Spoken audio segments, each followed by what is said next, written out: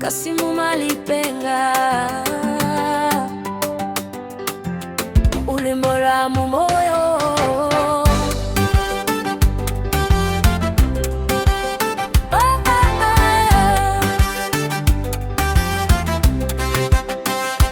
Wandizozo kuti uliwandi mpaka koshi, nalikulupilila natinda kukonda koshi.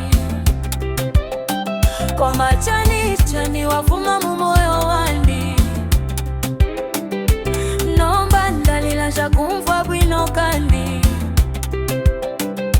Ukanipela malaya ya mau ya folo, shalota atina ukandisala solo. Moyo wandi waswekanga galas pa floro, swililili ulubuto lwandi lwapita.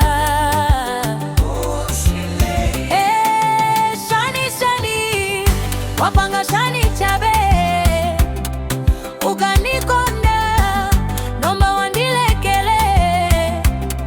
Ndekumbuka masiku ya kuseka pamo,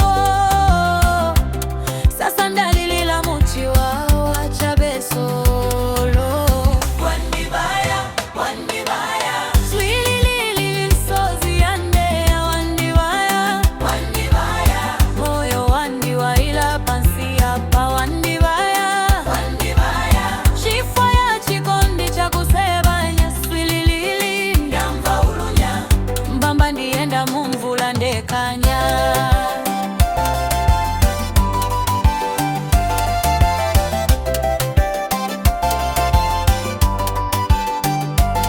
Nekumbuka ifwe twalikuseka bwino,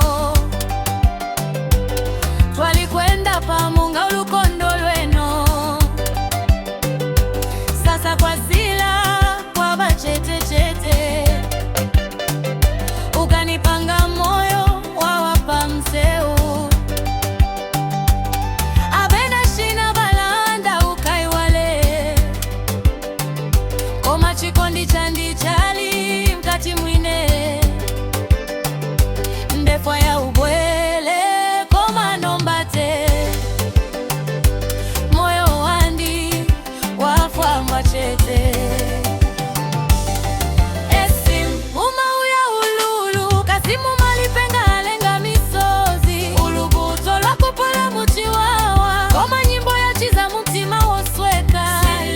Ulendo wa misozi wafuma mululu walowa munyimbo, moyo wosweka wasanduka mau. Lupendo ulachiza munyimbo.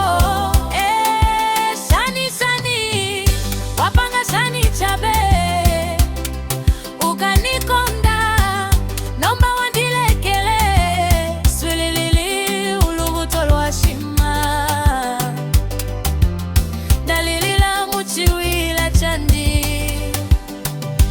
Shili wandibaya, wandibaya, swililili misozi yande ya wandibaya. Wandibaya, moyo wandiwa ila pansi hapa. Wandibaya, wandibaya, chikondi chandi chapanduka. Swililili ndakukumbuka, koma nomba ndakusuleka.